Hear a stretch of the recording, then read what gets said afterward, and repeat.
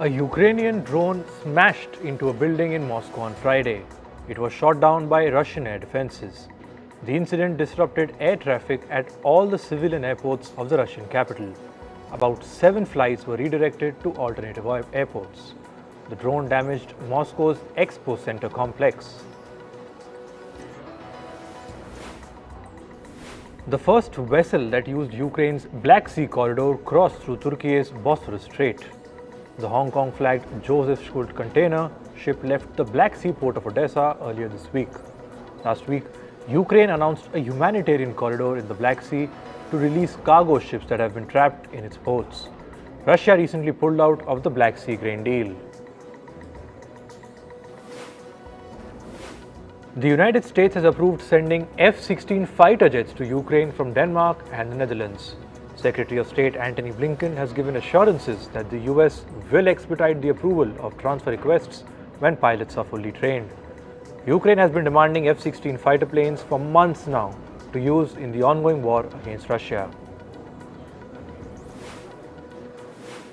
Belarus President Alexander Lukashenko has said that Russia has achieved its aims in Ukraine. He added that he doubts that Russia would ever give annexed Crimea back to Kiev. Lukashenko also said that the two warring sides should sit at the negotiating table and be ready to discuss all issues. He then accused Zelensky of stopping talks between Kyiv and Minsk. Russian and Chinese Navy ships have been jointly patrolling the Pacific Ocean. They are holding naval exercises in the East China Sea. China has said that the exercise is in line with international law and norms. On Thursday, Japan's government reported 11 Chinese and Russian naval ships crossing waters between Okinawa and Miyako. Taiwan's defense ministry has released a video showing its military conducting patrols. This comes after Taiwan's Vice President William Lai returned from a trip to the US. China criticized Lai's US visit and warned of quote-unquote vigorous measures. So far, Taiwan has not recorded any unusual Chinese military movement near the island. US President Joe Biden is willing to meet North Korean leader Kim Jong-un without preconditions. White House official has said that the aim is to discuss the denuclearization of the Korean Peninsula. North Korea has not responded positively to the offer, but it is still on the table.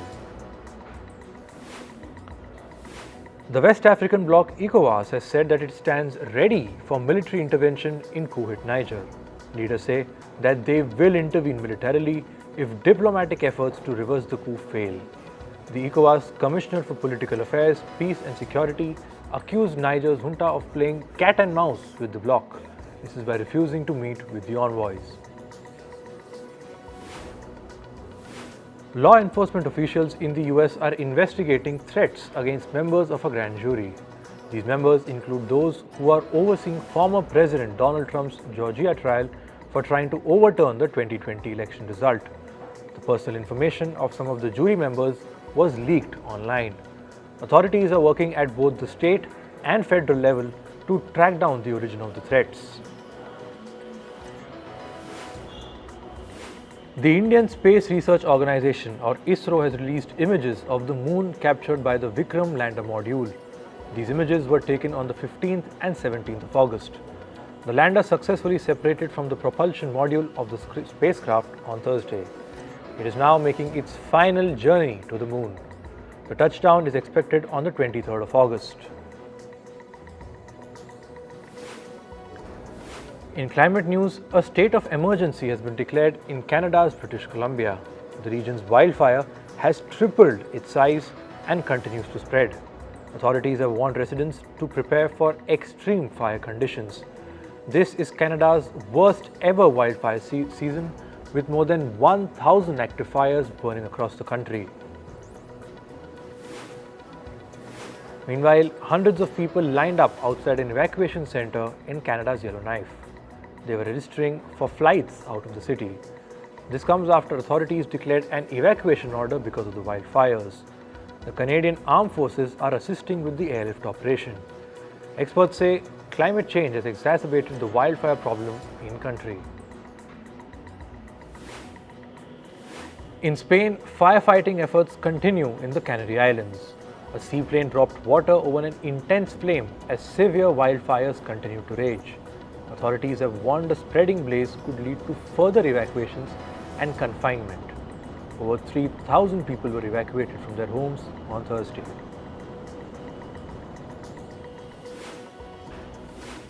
The head of the Maui Emergency Management Agency has resigned, citing health reasons. This comes just a day after he defended the agency's decision against sounding sirens during the recent fires. The agency has been facing questions about whether sounding an alarm would have saved more lives.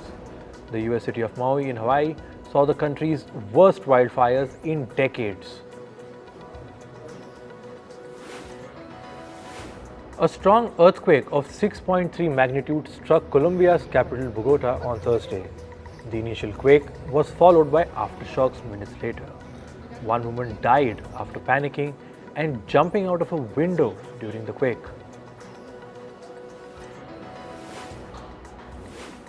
Heavy rains and hail have lashed the South American country of Argentina. This has disrupted the lives of local residents. In the suburbs of La Plata, the municipality has raised the alert level to orange. Meanwhile, at the Buenos Aires Metropolitan Airport, many flights have been delayed and cancelled because of the storm.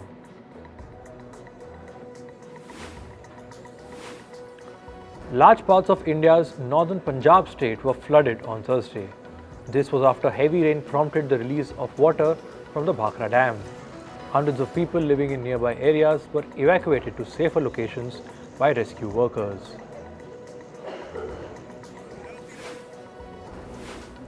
North Korean leader Kim Jong-un has inspected typhoon-hit farmlands in the country. He has also praised the military's efforts to salvage crops. Last week, Tropical Storm Khanun swept over the Korean peninsula. This heightened concerns of a food crisis in North Korea. About 90% of water samples taken from the American Great Lakes contain unsafe levels of microplastics. This is according to a new study from the University of Toronto. According to the study, about 20% of those samples are at the highest level of risk. However, researchers say the damage can be reversed if the US and Canada act quickly. The Great Lakes provide drinking water to over 40 million people in the US and Canada. The British government has been criticised for scrapping a food waste legislation. The policy would have made food waste reporting mandatory for large and medium-sized businesses in the country. Campaigners say it could have reduced food prices and helped tackle the climate crisis.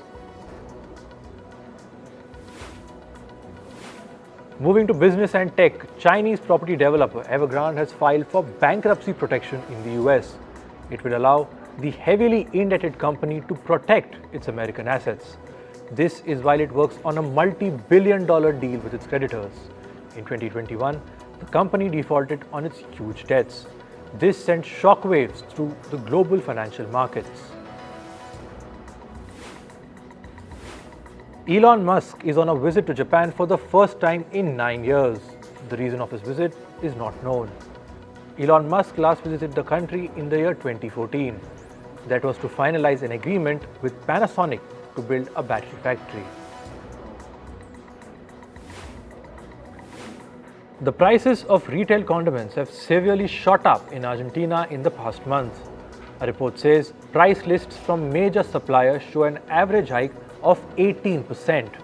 This is between July 26th and the 15th of August. Ice creams and desserts saw the steepest jumps. Wholesalers are rapidly moving to raise prices after market volatility this week. Earlier this week, Argentina's government devalued its currency by nearly 18%. It also raised interest rates to 118%.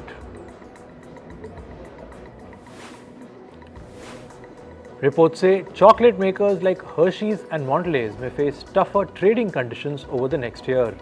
This may come as the companies attempt to pass on soaring costs to consumers. The price of cocoa have hit 46-year highs. Meanwhile, sugar prices are near their highest in more than a decade. The import of electric vehicle batteries and other car parts will now face scrutiny in the US. This comes as Washington is trying to end its links to alleged forced labor in China. For this, the US bans the import of goods made in China's Xinjiang region. Until now, the bans only focused on items such as solar panels, tomatoes, and cotton apparel. However, it will now include items like lithium-ion batteries, tires, and automobile raw materials. American banking group Citibank has been summoned to court by a US lawmaker. This is over investigation into alleged data sharing by banks with the Federal Bureau of Investigation. Lawmakers have accused major banks of sharing the private financial details of many American citizens. These details were shared with the FBI without due legal process. American online grocery delivery firm Instacart is reportedly planning to file for an initial public offering or IPO. It could file for an IPO in the US as soon as this September. Last year, Instacart said that it had confidentially filed for a public listing. However, it then delayed the plans due to sour market conditions. Microsoft has said that it will pull the plug on Xbox 360's online store and marketplace. They will be shut on the 29th of July next year. Gamers using their old console will not be able to purchase and download new games. However, users will be able to continue playing games that they have already purchased. This comes as Microsoft aims to focus on its latest consoles and subscription service Game Pass. As per reports, Microsoft is planning to start selling a new version of its Databricks software. Databricks is a data analytics platform that uses artificial intelligence. It helps companies make AI models from scratch. This can serve as an alternative to licensing proprietary models like those offered by ChatGPT maker OpenAI. A US court has dismissed a lawsuit against YouTube. The suit accused it of restricting or removing videos of Black and Hispanic content creators. This was allegedly because of their race. However, the court said that the lawsuit failed to prove a pattern of discrimination. Moving to sports, in cricket, former coach Ravi Shastri said Virat Kohli is the solution to India's concerns about the number 4 spot. India have been searching for a player to fill that crucial position for a long time. Since Yuvraj Singh's retirement in 2017, the country has tried dozens of players. Ravi Shastri's earliest exit at the World Cup.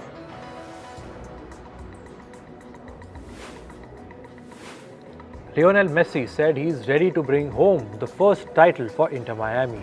He has already scored 9 goals in 6 matches for the club.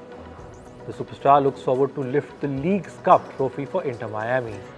The League's Cup final is on the 20th of August.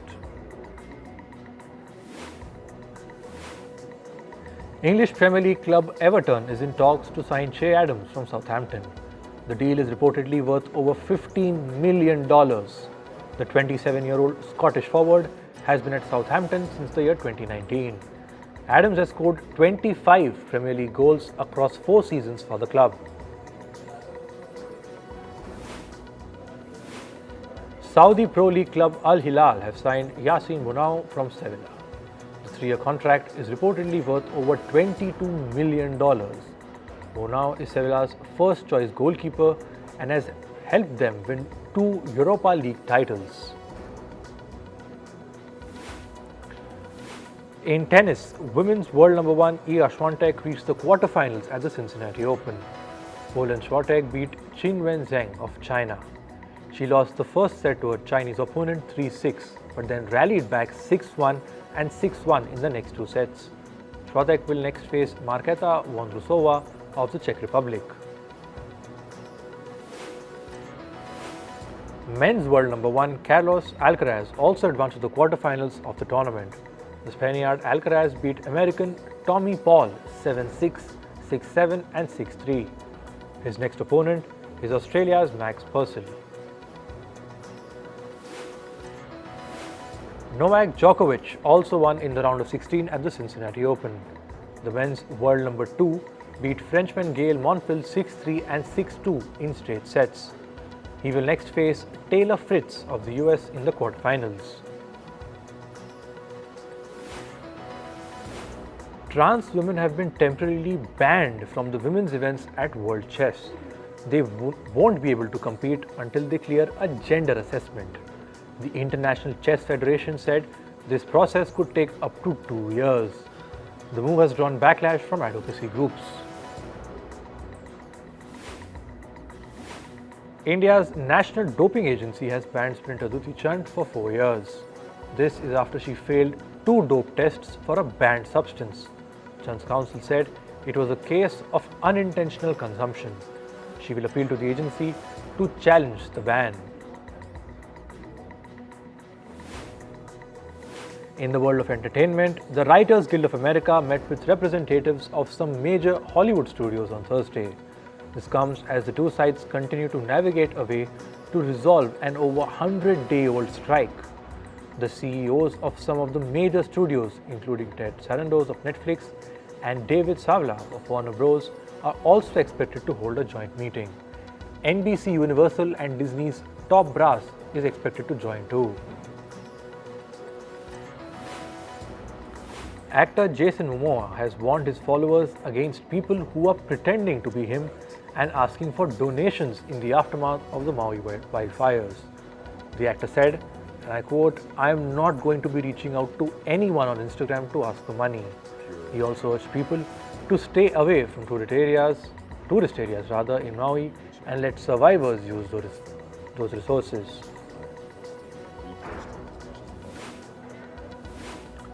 Model Sam Asghari has addressed rumors related to his divorce with Britney Spears. His representative said that claims of Asghari challenging prenup and threatening to exploit his wife are false. In a divorce filing, Asghari requested Spears to pay him spousal support and attorney fees. The two had been married for 14 months.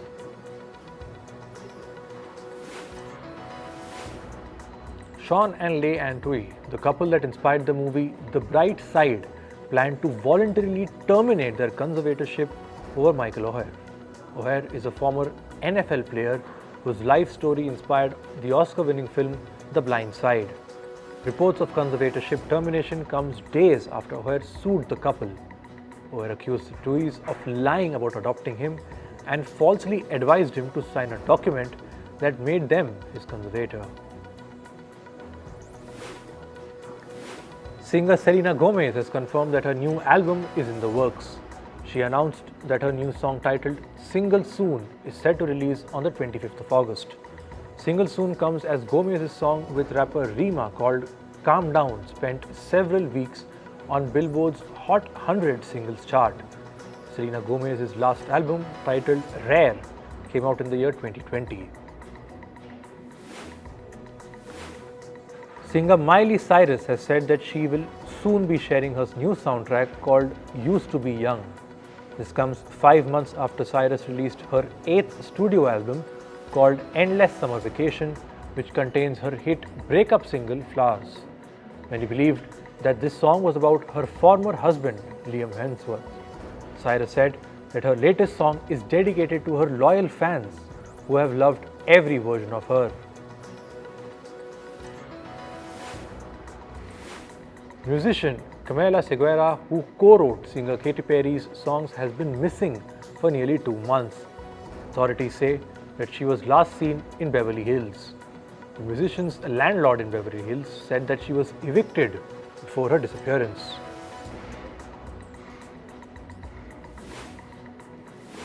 A Peruvian singer is merging K-pop with the indigenous Quechua language. This has resulted in the birth of a new genre called Q-pop. Quechua is spoken by millions of people across the Andes. It is one of the 3 official languages in Peru.